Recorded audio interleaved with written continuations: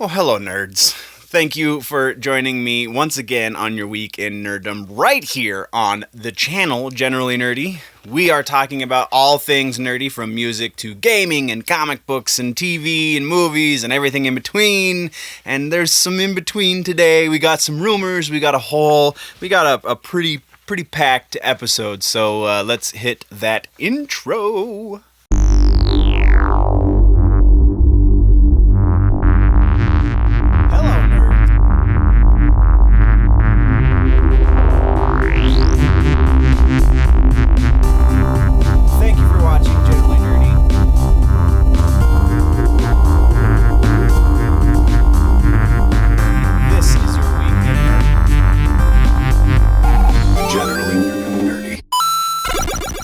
Okay, so a couple of things for housekeeping.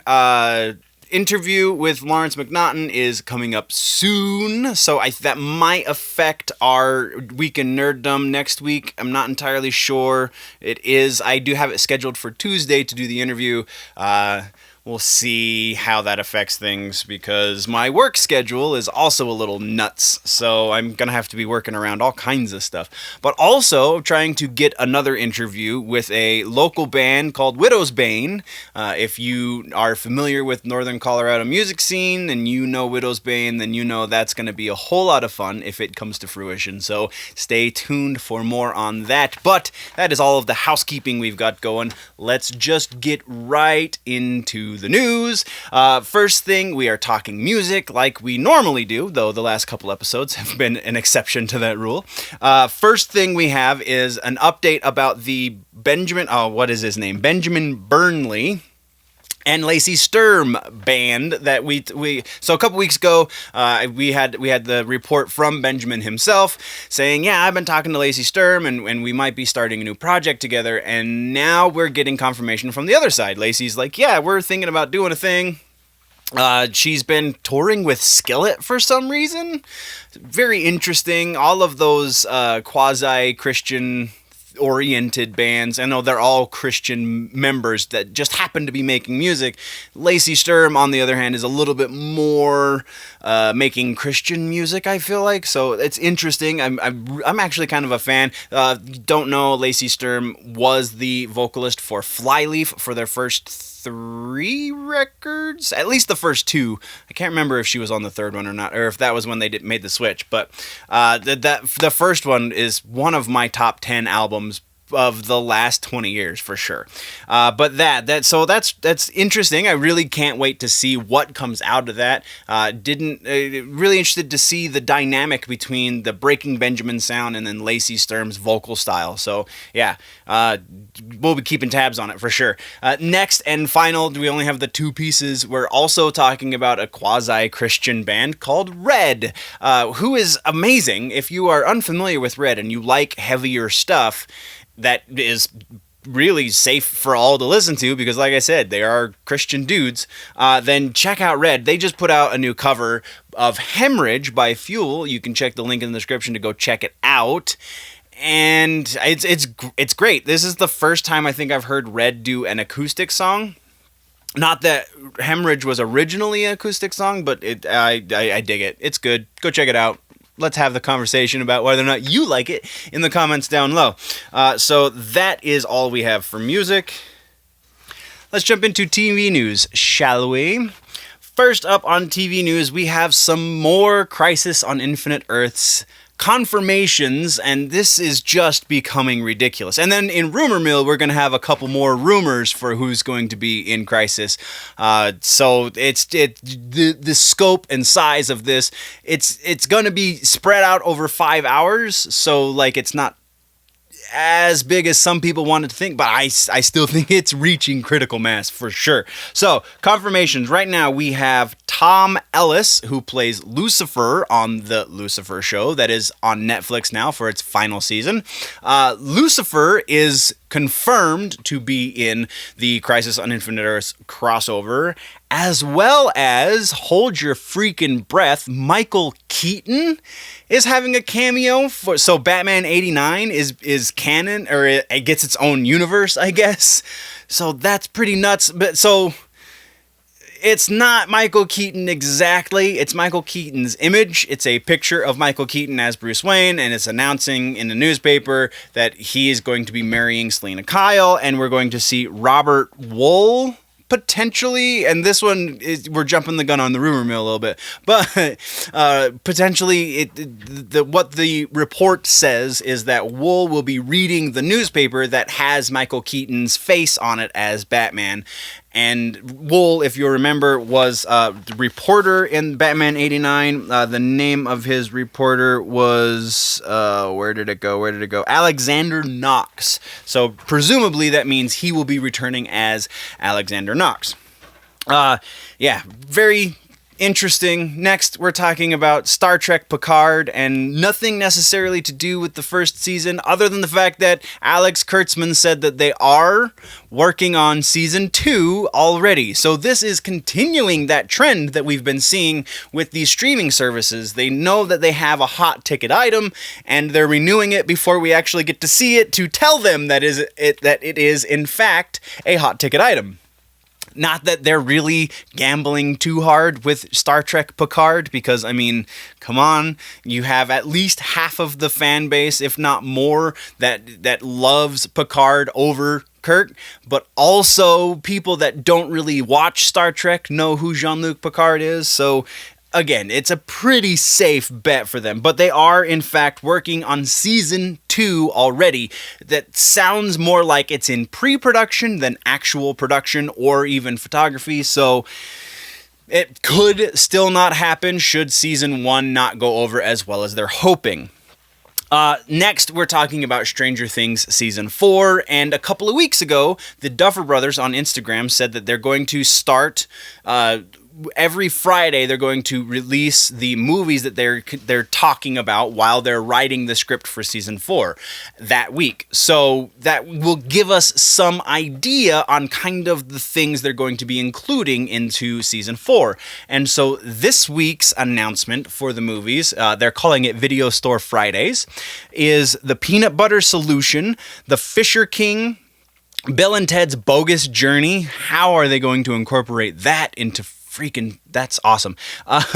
You've Got Mail and Ordinary People. So if you are super hardcore on the Stranger Things, then you've got a little bit of homework to do. If you're not familiar with those movies, and there's one or two on there that I haven't watched in a long time, but if you're not familiar with those movies, you've got homework so you can have a sense of where they're going to be taking season 4. We also had a quasi announcement that Stranger Things Season 4 will, in fact, be the season that we thought Season 3 was going to be, in that it's going to expand the world of Stranger Things. And so we're going to get out of that tiny little town that we've been in, which kind of is exactly what they set up in the last episodes, right? So that should be expected. Next, we are talking about Walker, Texas Ranger. Yes, I think we've got one last update on this show before we stop covering it, and that is the fact that it has finally, and this was totally seen a mile coming pretty much, it has finally found a home on the CW. Surprise, surprise. It was not officially set to be going to CW. There were a couple other networks that had their hands out that said, hey, maybe we might want this. Jared Padalecki is going to be on the CW until he retires. I'm convinced of it. Next, we're talking, and this is the final thing for television news. We have an announcement from Will Smith, who seems to be having a Will-assance, like the Keanu-assance that we're getting with Keanu Reeves. Will Smith is using his production company to do a sequel series to The Fresh Prince of Bel-Air. We have very little else to go on about that, because right now it's just announcement, hey, we've got the rights to do a thing, so we're going to do the thing. Though the speculation has been going crazy with what could be included, like the fact that he has a famous family at this point. 2 of his 4 children are actors as well, Willow and Jaden, so they will likely make an appearance. His wife will probably make an appearance, if not play his wife in the series, because I don't remember a lot of how The Fresh Prince ended. I don't think he ended with a significant other.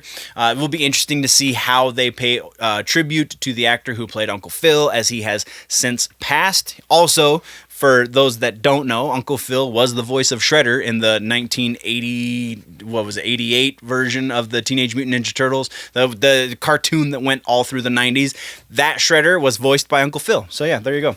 But that's what we got for TV news. We're going to now move over to movies, and in movies we have an update for The Walking Dead. Scott Gimple, who used to be the showrunner for the AMC series, is now the producer in charge of content, I think was what the title was that they gave him. He's saying that the Rick Grimes trilogy is going to also function. It will fold into the mythology that they have for the existing TV show for Walking Dead and Fear the Walking Dead. But also he's saying that it's going to function as a standalone as well, so that people who aren't as deep into the mythology of The Walking Dead, or who have never seen a single episode of The Walking Dead, are going to be able to find bearings and know what's going on and understand everything. So my interpretation of that is, be prepared for some plot holes. Yeah. But we're moving on. Next, we're talking about Cinderella, and apparently this is also a thing now. Cinderella, Sony is actually doing their interpretation of the fairy tale, and they have made some final castings that are pretty interesting and are talking to another potential casting. So the final castings that we have so far are the title role is going to Camila Cabello, as well as the fairy godmother will be going to Billy Porter. And then they're in talks with Idina Menzel to play the wicked stepmother, which makes freaking sense. Idina Menzel, again, for those not in the know, was the original Maureen in Rent and also the voice of Elsa, I believe, in Frozen. She's the one that sings the Let It Go song, so, there's that. Also, Elphaba in Wicked on Broadway. So yeah, interesting. Moving on. Next, we have our first trailer for Doolittle, which was once The Amazing Adventures of Dr. Doolittle, but then they just shortened it to Doolittle, the one that's starring Robert Downey Jr. Link to that is in the description. They changed the name with the announcement of the trailer, so interesting. And then our final piece for movies has to do with an old movie from, I believe it came out in 2001. It might have just been set in 2001, but I believe it came out in 2001. Training Day is a thing. So they are doing a prequel to Training Day that is set a little more than a decade. No, about a decade. Prior to the events of the first movie, that is going to be taking place in and around the Rodney King riots. No real announcement as to who will be in the movie, but we did get the announcement that first-time screenwriter Nick Yarborough, is going to be the one writing the script for it. So, interesting choice, Warner Brothers. Don't know why you would choose to reboot that movie specifically, but that's what we got for movies, guys. Let's jump into gaming news, and we've got quite a bit for gaming. Generally speaking, we only have like 2 pieces. This time we've got 4, so twice of what we normally do. First off, we have the Fortnite issue. The end event is happening right now, which kind of means you can't play Fortnite right now, at least until Tuesday. So if you're watching this as it gets uploaded, then today you should be able to play, because some data miners have gone through the code and saw that a lot of things are pointing to Tuesday the 15th. So theoretically, we should be seeing something out of Fortnite, but in the meantime, if that's not what's actually happening, and it's still black, there's still the black hole image when you try to play Fortnite, well, if you put in the Konami code, you can play something. It's a kind of, sort of Space Invaders game, that the Durr Burgers or whatever. It's really weird, but it's there, so it's something to do. So, and the Konami code, just in case you don't remember, up, up, down, down, left, right, AB, or if you're playing on PlayStation, it's XO. X circle, I guess. that if you put that in, you can play this weird mini game, and that's gonna have to. I really think that it's because some of the speculation has been that we're going to be seeing a new map for Fortnite, and what with Apex Legends doing something similar, it would not surprise me that Fortnite is also jumping on the bandwagon because they kind of do that to each other. So we'll see what happens. We'll talk about it in the next update for sure. But that's what we got there. Speaking of Apex Legends, though, not only are we getting potentially an update on the map, but also they're talking about doing an update on looting, because right now, and a lot of the higher level players have been complaining about this for a long time if you're playing on a console, that if you go to loot a death box, you down somebody and their death box pops up and you're going to take their stuff, and you're under fire, the second you start taking damage, it drops you out. Well, the button to start, if you start trying to jump in to return that fire, then a lot of times you jump right back into the loot box, which means you're going to take a little bit more damage because it's going to take you a second to get out of the loot box menu and so on and so forth. Now, the PC players don't really have this issue because PC, you can be mobile while you're looting because you have a bunch more buttons at your disposal.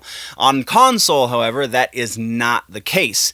So, with the next big game update, we will be seeing, according to Respawn themselves, we will be seeing an update to this. Now, it is not an automatic change. This is something that you have to go into your settings and change yourself, because you now have the option. Because some people like the fact that you just immediately drop out when you start taking damage. Some people don't. So if you're on either side of the fence, they're trying to make you happy with this update, which is kind of cool. I feel like there could be a more elegant way to work around this issue, but who knows.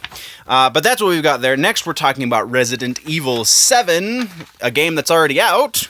We're getting a prequel to the game, and I say that very loosely. Not the word prequel, because it is a legit prequel, but we're getting is the loose part of that statement, because we're not really getting a prequel to it. What is happening is Capcom is releasing a prequel that is only on PlayStation VR and only being released in Japan, at least for the time being. So if you have PlayStation VR and you live in Japan, or you have a really good way of getting crazy import stuff, although I'm pretty sure there's not going to be physical media associated with this. This will only be a download, so pirating it will be very difficult if you are of such a mind to do such things. So really interesting choice that they would do, because that's what Resident Evil is one of the biggest franchises they put out, and they're not releasing the prequel worldwide. It sounds like it's a pretty short game, just a few hours to get through it, so it might just be a marketing thing and not really relevant to the overall Resident Evil world as they see it. It isn't necessary to release worldwide. Who knows? Maybe in a couple of weeks we will be getting it released worldwide, and right now they're just testing it. They're in like a beta sort of thing for Japan. Who knows? But then our last piece of gaming news has to do with Konami and Silent Hill. And that should get you super excited, but then when you hear the actual news piece, you'll stop being excited because it's not really a new announcement. So they announced a new thing for Silent Hill, and it's a slot machine. And like we've talked about plenty of times before, Konami is really getting out of the gaming industry. Or the video gaming industry, I guess, is more appropriate, because technically gambling, slot machines and such is gaming. It's just not the way we think of gaming. It's more of the way of the law thinks of gaming. So that kind of sucks. And they made like this big announcement about it, and so all the nerds were like, really? We're getting a new Silent Hill? Is that oh, Konami, come on. So yeah, that's what we got for gaming, and it's a little heartbreaking there at the end. So let's move into comic books. Comic books, we have an update. So we have the event going on right now, House of X, Powers of X, and that is going to be rebooting the X-Men universe in the Marvel books. And so there has been a lot of question as to who is going to be, because people are dying off, people are getting written out, moving over to different books, and so on and so forth. So the question has been, who is going to be in the X-Men reboot? The House of X, I think, is what they're calling the event.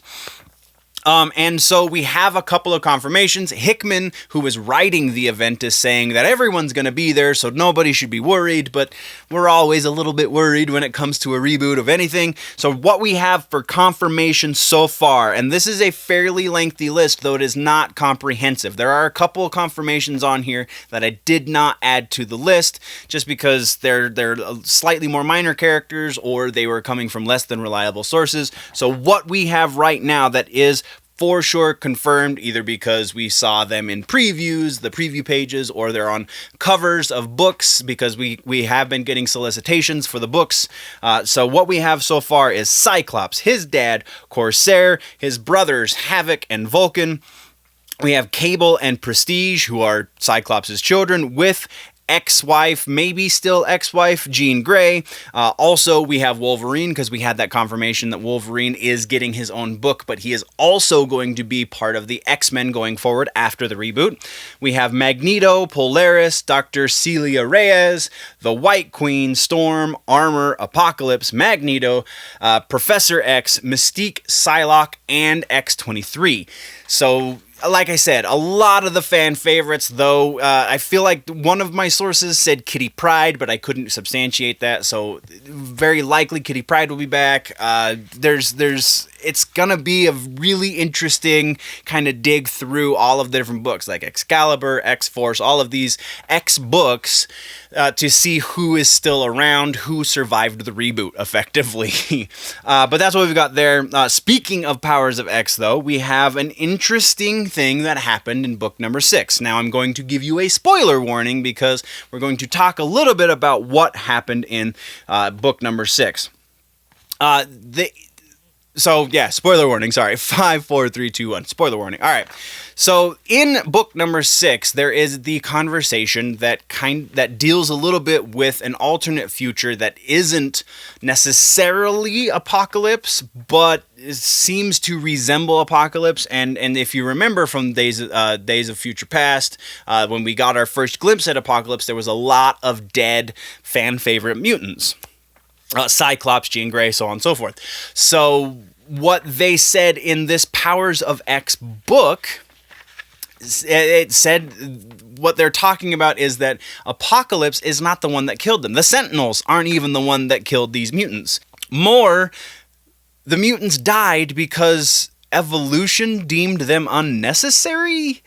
This is a weird retcon to the lore of of Marvel mutants, because the argument that says that mutants are the next evolution is kind of getting squashed, because what they're saying is once humans stopped relying on nature and started relying on technology, then their evolution stopped. They stopped evolving because they're not really a part of nature in it. Like, that is the biggest, strangest jump in logic I've seen from Hickman's writing, really, to my recollection at all. Like, that's just a weird kind of lefty thing to say. Like, he's trying to push some weird, it's interesting.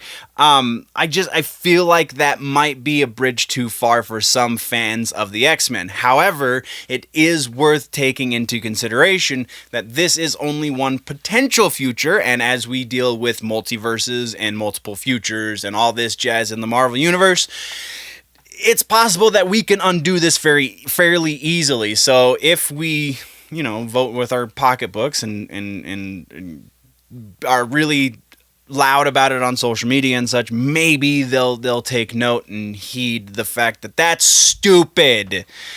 But our last piece in comic book news has to do with Deadpool, and not directly with Deadpool, more Deadpool's creator, Rob Liefeld. Last week, Rob Liefeld took to Twitter to announce, or to just make the comment, that he was going to be talking with his lawyer and holding some feet to fires. Now, what does that mean? He also drops Robert Iger, who is the CEO over at Disney right now. He name drops him in this tweet as well. What could Iger possibly be taking legal action against Disney for? And is it actually Disney or is it Marvel? Like, he's saying that there's some sort of sketchy something going on. So I don't know. Is he upset about the fact that Deadpool is not in the MCU yet? Is he upset about maybe he didn't get paid properly for the Deadpool movies? Only time will tell. We will definitely be talking about it if it actually comes to fruition. Now we are going headfirst into rumors. That's right, rumor mill is happening. Yeah, so exciting, right? So first off, we already talked about the Michael Keaton thing and the Robert Wool being Alexander Knox. But also, there is a rumor that Christopher Reeves will be somehow making an appearance in this Crisis on Infinite Earths crossover event. One report said that it's going to be a hologram of Reeves, which seems dumb, but it kind of makes sense though, because remember, Brandon Routh will be playing the Kingdom Come version of Superman and not the version of Superman he played in the movies, because that version of Superman is technically the same Superman that we got in the original Christopher Reeves starring roles. So Superman 1, 2, 3, and 4. Yes, there were 4 of those, even though only 2 of them really count. Those 4 Superman movies were all Christopher Reeves, and then Brandon Routh picked up the role of the character, and now Brandon Routh is not being that version of Superman, which has led to rampant speculation, as well as some quote-unquote insiders saying, well, that's because Christopher Reeves is going to be in the crossover as Superman. So there you go. Also, and this one's actually kind of sort of confirmed, but I left it in rumor mill because I couldn't substantiate exactly where the news was coming from, like who leaked it or whatever. But in this crossover event, we are getting 2 characters from the Titans. So like I said, just the entire size and scope and scale and everything about this is a little ludicrous at this point. Next rumor we have is around SheHulk. You know, with Disney Plus coming out next month, we're going to be seeing a lot of Disney in the news, and so we have, supposedly, we have William Hurt returning as General Ross for the series, which also potentially leaves the door open for Liv Tyler returning as Betty. Maybe if they've, I mean, it is Disney, they do print their own money, so maybe. Next, we're keeping on the Marvel train. We're talking about Captain Britain, and Captain Britain has been name dropped in an MCU movie at this point, so it's not too as far off the beaten trail to say, well, maybe they're going to include him in a movie somewhere down the road. Well, it seems that they're potentially going to be giving him his own movie, starring none other than Henry Cavill. Take that, Warner Brothers. Supposedly, Marvel is looking to cast Henry Cavill in the role of Captain Britain, which would make sense because he is British, and that just means Superman's becoming Captain Britain. I don't know. It fits. It's a rumor, though, so it might not happen. Next, we're talking, again, still in the Marvel world, we're talking about Excalibur. And yes, we know Kit Harington is playing the character in the Eternals movie, but now they're saying that they want to give him a movie. Industry insiders say that anyway. Quote unquote. I use that term very, very loosely when it comes to rumor stuff. So, because nobody's gonna put their name on something until it's been confirmed by the studio. So you can't really root out exactly who it was that name dropped a lot of this. Sometimes they do, and we've talked about those guys, you know, the dude from Forbes and so on and so forth. So Kit Harington, maybe getting his own movie as Excalibur. Also, still in the Disney Plus side of Marvel, we're talking about Wanda Vision, and this one actually, the first leak of this rumor happened over a month ago. But it kind of sort of got a little bit more substantiation last week in that we will be seeing Wanda's children in the Wanda Vision series. Those children being Wiccan and Speed, and reportedly their inclusion in the Wanda Vision series is going to be a backdoor kind of setup for the Young Avengers, which we've also heard rumblings about, we've covered in previous episodes. So, yeah. One last thing on the Marvel train is Jane Foster Thor. The rumor started this week that we will be seeing a trilogy from Natalie Portman and Disney as Jane Foster Thor becomes the Thor in the universe, because reportedly Chris Hemsworth is going to be done after Thor 4. So that one I'm less inclined to believe. Not less inclined to believe that they want to give Natalie Portman a trilogy, because that kind of makes sense, but that they want to get rid of or that they're going to be not bringing Hemsworth back after Thor 4 kind of doesn't seem to hold a whole lot of water to me. But again, rumors! And our last rumor for the episode is kind of an extension of one that we've talked about in the last couple of episodes, in that WB Black, their sub-label, movie, imprint, whatever you want to call it. They are reportedly, like we talked last time, they're potentially going to be doing a Lex Luthor movie, a la Joker with Joaquin Phoenix. Only this will be obviously starring somebody playing Lex Luthor. That will be a one-off movie. Now, apparently, they are going to be doing the same thing to the Penguin. That will be a one-off movie that has nothing to do with the rest of the DC extended universe. So, Jonah Hill, even though, again, rumored that he took the Edward Nygma role and not the Oswald Cobblepot role, Jonah Hill will not be involved. But so again, rumor is that they want to do Lex Luthor and now also Penguin in the same vein of that Joker movie. So be interesting if it comes to light. If not, it's just rumor and you can't get mad, right? But that's what we got for the interesting rumor mill for the episode. But that, guys, is the end of the episode. What did I miss? What should we talk about in the next one? Let me know in the comments down below.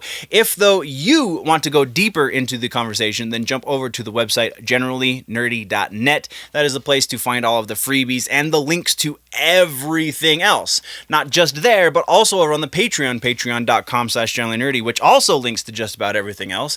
You can also subscribe over on that Patreon and support the channel more directly. You get more stuff, you get early access to things, you get a whole photo gallery for stock photos, whatever the heck you want to use them for.